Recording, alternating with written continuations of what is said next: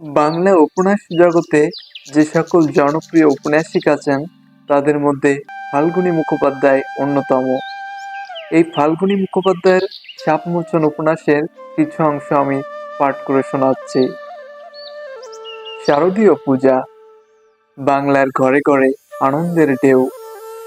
এত মনবন্তর মহামারী ছাপিয়ে এই আনন্দের স্রোত বাংলার গ্রামে গ্রামে প্লাবন এনেছে, চিরদিনই আনে। খাদ্রেশন, কাগজ কন্ট্রোল, কর্মে ছাঁটাই, তবুও বাঙালি মহাপূজার আয়োজনে ব্যস্ত। মহেন্দ্র কিন্তু কিছুই করতে পারল না। বাড়িতে অন্ধ দাদা, অসুস্থ বৌদি আর একমাত্র ভ্রাতুষ্পুত্র খোকন। এই তিনটি মাত্র প্রাণীর জীবনে নিতান্ত তুচ্ছ একটা মাটির প্রদীপের আলো সে জ্বালাতে পারল না। নিরাশ হয়ে ফিরে এলো। মহেন্দ্র শুধু খোকনের জন্য একটা পার্শ্বিকের সুতির জামা কিনে।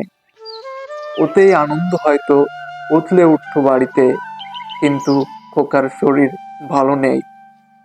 ওদের নয়নের জ্যোতিটুকু মলিন হয়ে উঠল। সপ্তমীর দিন একটু ভালো থাকলো খোকন।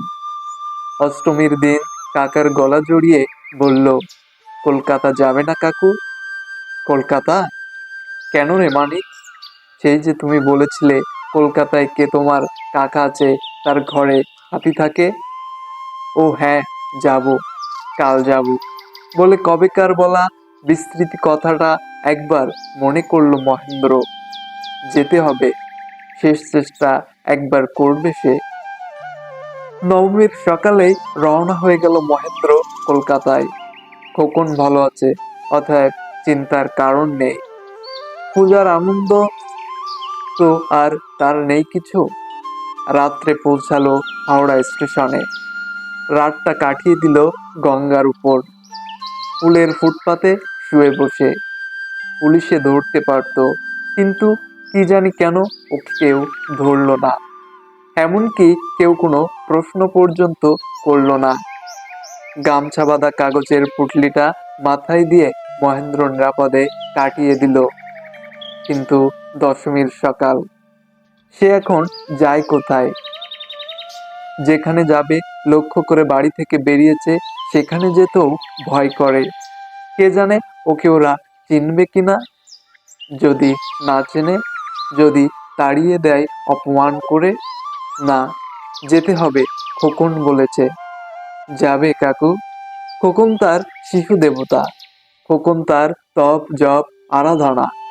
যাবে মহেন্দ্র শ্যামবাজারে ওর পিতৃবন্ধু উমেশ ভট্টাচার্যের বাড়ি। ওর অনেক আশা রয়েছে সেখানে। মহেন্দ্র উঠে পড়ে। স্নানাদি করা দরকার। বেশটা যা হয়েছে, যেন পথের হন্যে কুকুর। মহেন্দ্র কাছের ঘাটে নামলো গঙ্গা স্নান করতে। ও হরিস্নান করবে কি করে? ওর আর কাপড় নেই, গামছা আছে আর আছে একখানা লুঙ্গি। অতএব মহেন্দ্র স্নান করে লুঙ্গি পরে কাপড়খানা ওখানেই শুকিয়ে নিল। এখন কিছু খেতে হবে। আনা আষ্টেক পয়সা ওর কাছে এখনো, কিন্তু কলকাতা শহরে কি অত কম পয়সায় খাওয়া হয়? সাহস করে মহেন্দ্র কোনো দোকানে ঢুকতে পারছে না, যদি বেশি পয়সা খেয়ে ফেলে। কিন্তু দ্রন্ত ক্ষুধা পেয়েছে, আর বেলাও তো হয়েছে অনেক। উপন্যাসের এই পাঠ যদি ভালো লাগে অবশ্যই আমার পেজটি ফলো দিয়ে রাখবেন, লাইক কমেন্ট করে পাশে থাকবেন, এবং উপন্যাসের পরবর্তী পার্ট পেতে অবশ্যই আমার পেজটির প্রতি খেয়াল রাখবেন। আসসালামু আলাইকুম।